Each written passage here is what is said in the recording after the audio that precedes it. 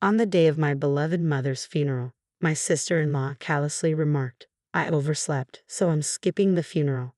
It was a cruel twist after she had coerced my frail mother into spending nearly $200,000 on a new house.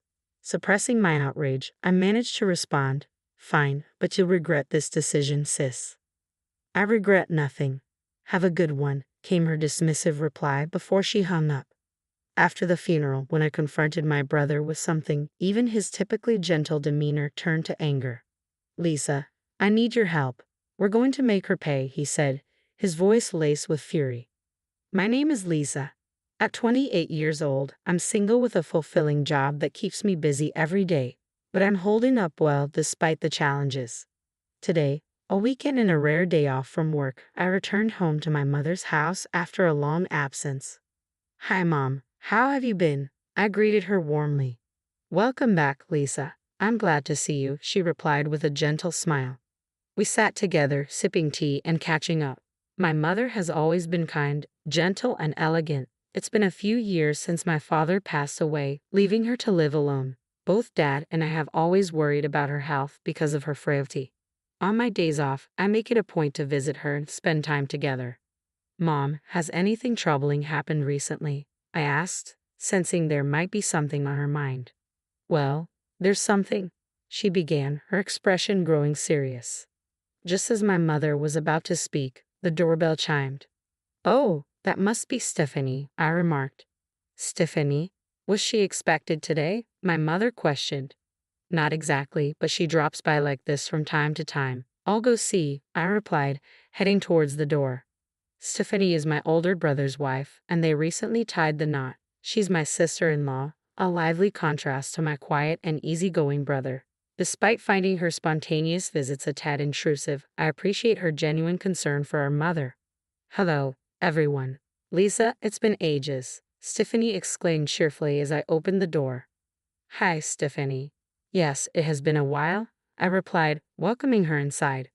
"Lisa, you're still consumed by work, aren't you? You're in accounting, right?" "Personally, I could never handle it. I'm always swamped with housework. It would be nice if you settled down soon too," my sister-in-law remarked. "Yeah, maybe," I replied noncommittally. My sister-in-law appeared timid around my mother, but occasionally she'd slip in these passive-aggressive comments directed at me. I wasn't sure if she meant any harm, but they always left me feeling uneasy. "It sounds like my sister-in-law is here, so I should head off now," I announced as I prepared to leave. "All right, Lisa, let's catch up more next time," my mother replied warmly as she saw me out. I couldn't shake the feeling that there might be tension between Mom and my sister-in-law. Mom never spoke ill of others, so I worry she might be holding something back. Despite my concerns, I bid farewell and headed home. A few months later, Mom informed me that my brother was constructing an elaborate new house. Huh! My brother makes a decent income, but he's not exactly wealthy, right? And my sister-in-law is a full-time homemaker. How can they afford to build such a house? I questioned. "Well, I actually helped him out a bit with some money from your father's inheritance," my mother admitted. "How much is a bit?" I pressed. "About $20,000, I suppose," she replied calmly. "20K, Mom, are you serious?" I exclaimed, unable to hide my surprise. My late father had raised both my brother and me to be independent once we reached adulthood, so I couldn't understand why my mother would give away such a large sum of money. "Well, Stephanie, your sister-in-law came over almost every week, pleading for help. And besides, Andrew and Stephanie promised to take care of me since we'll all be living together." I couldn't refuse, my mother explained, her voice tinged with hesitation. "If you're okay with it, Mom, but are you sure this isn't too much?" I asked, concerned. "No, not at all. This will ease your worries and make life simpler for you, Lisa. I'm actually looking forward to this new chapter," Mom said with a smile. Later, they completed construction on their new home, and my brother, his wife, and Mom began living together. When I visited to bring the housewarming gift, I was astonished by the luxurious house. A modern-style kitchen and bathroom, expensive-looking interiors with pure wood, and a spacious backyard. It was clear my brother couldn't afford all this on his own. Proudly, my sister-in-law gave me a tour of the house. Afterward, I pulled my brother aside. "Congratulations on your new house, Andrew. Please take good care of Mom," I said quietly. "Thanks, Lisa." Don't worry, Stephanie will take care of Mom while I'm at work. I felt guilty about Mom offering to help, but we're determined to make her even happier now, he assured me. It appears my brother was unaware that his wife had been repeatedly visiting our mom to ask for money for their new house. He's generally good-natured and kind, but his obliviousness concerns me at times. All right, just make sure you look after her, I reminded him. Of course, leave Mom to us and focus on your work, he replied. Let's not talk about work, I quickly corrected myself. Oops, sorry about that. After our conversation, I handed him an envelope containing some cash and a standing clock. This clock also monitors health, so please place it where Mom can see it in the living room, I explained. Thanks. This clock is pretty advanced, huh? It should be good for Mom. And it looks stylish too. Let's place it here, my brother agreed, setting the clock on a shelf in the living room. I should head home now. Take care, I said, preparing to leave. My sister-in-law was occupied with a phone call in another room as I departed the grand house, with my mother and brother seeing me off. 6 months passed peacefully, during which my concerns about Mom lessened as she seemed to be settling in well with my brother and his wife. I focused on my work, assuming these days would continue indefinitely, until the unexpected news of Mom's passing reached me. When my brother returned home from work, he discovered that our mother had passed away alone in her room. The doctors later explained at the hospital that her pre-existing heart condition, aggravated by overexertion, likely caused her death. Mom, why so suddenly? I wish I had come home earlier. I'm sorry, I lamented, overwhelmed with grief. My brother and I held on to our mother's lifeless form, tears streaming down our faces. Stephanie, my sister-in-law, was noticeably absent. Brother, where's Stephanie? Wasn't she supposed to be here? And what do they mean by overwork? I asked, my voice trembling. Stephanie wasn't here. As for overwork, he began, struggling to find the words.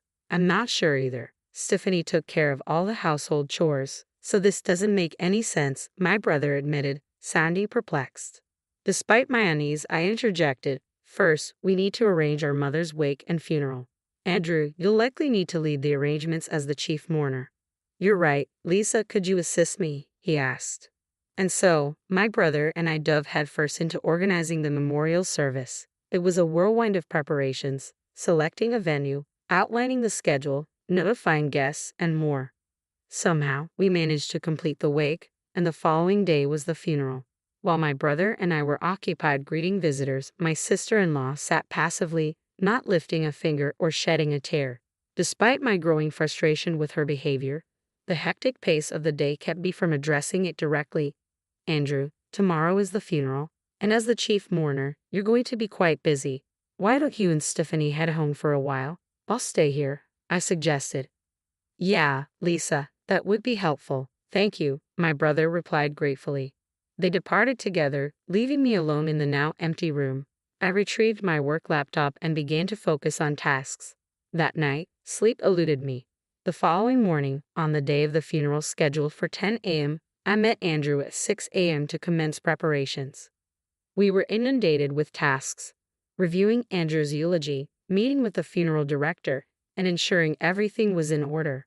Around 9:30 a.m., I received a call from Stephanie, as my brother had mentioned she would arrive later for the funeral. Hello, Lisa. I'm calling because Andrew wouldn't answer his phone, Stephanie said. Okay, Aunt, I replied, sensing tension in her voice. I overslept. I won't be able to make it to the funeral, she confessed. Struggling to maintain composure, I replied evenly, all right, but you might regret this, Stephanie. I doubt it. Anyway, I know you're busy. Hang in there, Stephanie said before hanging up abruptly. Was that Stephanie just now? My brother asked as he approached. Yeah, she overslept and won't be coming today, I informed him with disappointment in my voice. Ha! What is she talking about? It's our mother's funeral, Andrew exclaimed in disbelief. Let's focus on the funeral for now, Andrew. I have something important to show you afterward, I said firmly. We somehow made it through the funeral together, paying our final respects to our mother. Stephanie was conspicuously absent, leaving us both puzzled and frustrated. Lisa, what did you want to show me? Andrew asked as we found a moment alone. Come, take a look at this, I replied, opening my laptop. Confused, Andrew leaned in to see the screen, which displayed the living room of his house. I explained, "This is the clock I gave you as a gift. It has a camera installed, designed for monitoring elderly relatives or pets. I gave it because I was worried about Mom, but since she seemed fine, I never checked it until yesterday. I reviewed the footage from the past week. Here it is," I said quietly, opening several videos on my laptop. My brother watched them intently, his expression tense. The footage revealed our mother being harshly treated by my sister-in-law. "I'm taking care of you, so at least do your chores properly." Stephanie's voice came through the video as she assigned all household tasks to our mother, from cooking and laundry to cleaning. The scenes showed our frail mother being pushed to exhaustion. While she toiled, Stephanie would often dress up and leave the house. In moments captured on video, our mother could be seen clutching her chest in discomfort, reaching for her phone hesitantly but ultimately deciding against making a call. Mom couldn't bring herself to tell us about how Stephanie treated her. "She always wanted us to be happy, you know, Mom." I had no clue. Please forgive me. Both my brother and I were in tears, overwhelmed by the memories of our mother. "Lisa, can we watch the footage from the day Mom passed away?" my brother asked, his voice heavy with emotion. "I haven't viewed it myself, but Mom passed away in her room, so I'm not sure if there's any footage of her," I explained, setting the recording to the date of our mother's passing. As we watched, after completing her morning routine, our mother was seen clutching her chest as she made her way to her room. They said she passed away around 2 p.m. The living room remained empty for a while, but as we fast-forwarded the recording, Andrew spoke up. "Hey, look at this. Stop and turn up the volume," Andrew exclaimed urgently. Around noon, my sister-in-law appeared on the camera feed. As we increased the volume, her voice became clear. "Hey, mother-in-law, mother-in-law." Stephanie called out towards my mother's room. When there was no response, she appeared to assume that our mother wasn't home. She then sat down on the sofa and made a phone call. "Hello? Thanks for being there earlier. It looks like the old lady has left without finishing her chores. I wonder what she's up to," Stephanie remarked casually over the phone. It appeared she was speaking to someone she had been with since morning. As I listened to the call's harsh content, I couldn't help but grimace. My sister-in-law continued her conversation. "What if she's dead? That would be something. Then again, I could skip the funeral and maybe go on a trip with Daniel. Opportunities like these don't come around often," she remarked, shocking both my brother and me. The person on the other end of the line was evidently my sister-in-law's lover. Wouldn't it be great if that really happened? I could fabricate a story about domestic abuse from my husband, secure a hefty divorce settlement, and buy this house. Then Daniel and I could live here together. "So where would you like to go on our trip?" "That's enough," Andrew interrupted sharply. I paused the video, my heart pounding. My usually gentle brother's face hardened, his voice thick with anger. "Lisa, I need your help. We're going to confront her," he declared firmly. I nodded in agreement and immediately made a phone call. The next day, Andrew phoned me while I was at home. "Lisa, she's back. Can you come over?" he asked urgently. "I'm on my way," I replied, hurrying to my brother's house without delay. "Well, hello, Lisa.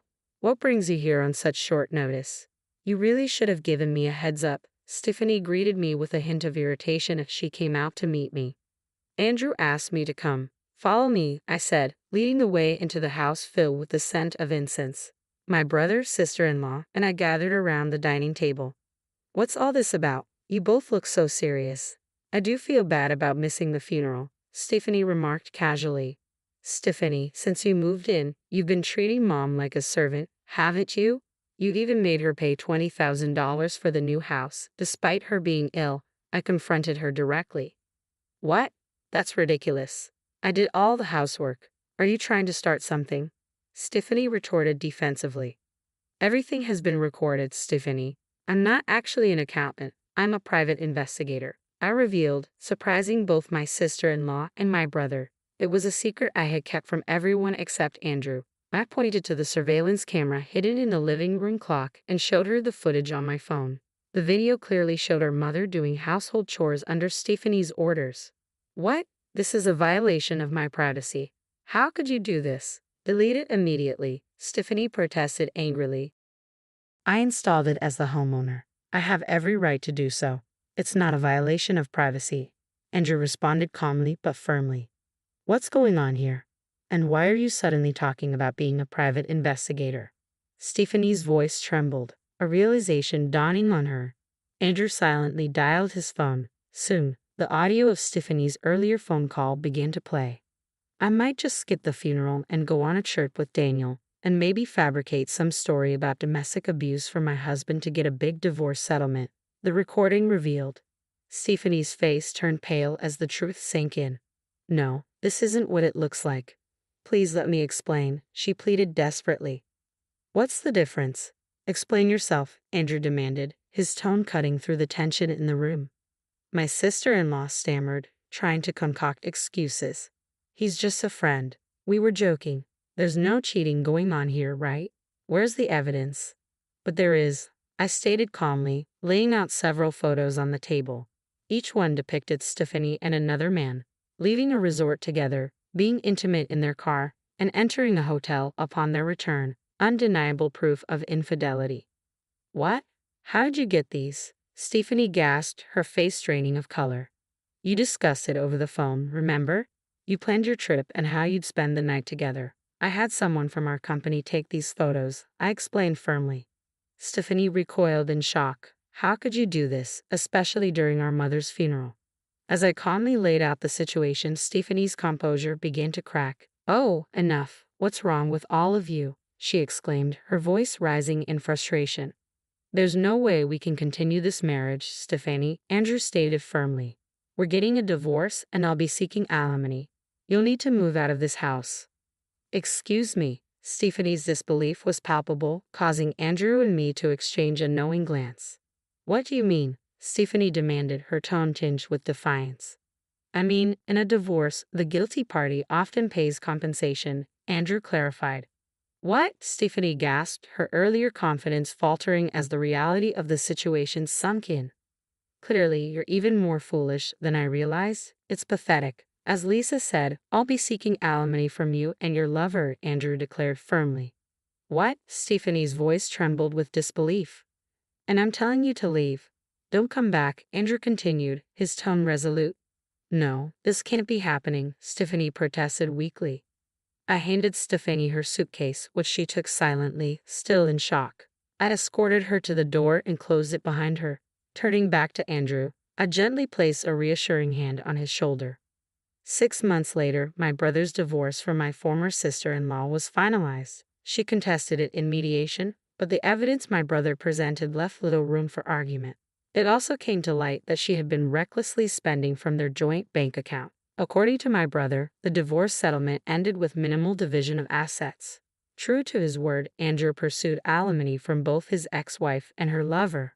The lover, who had planned to live off the substantial alimony from Andrew, was outraged by the unexpected claim and promptly ended the relationship with Stephanie. With no place to go and abandoned by her lover, my ex-sister-in-law now resides alone in an old apartment, making ends meet with part-time work. My brother went through a tough time. He eventually sold the house, feeling disillusioned with marriage, and now lives alone. Seeing him struggle with loneliness, I've been considering introducing him to a kind woman I met through work recently. She's also divorced, so I think they might connect well. With that in mind, I head out today,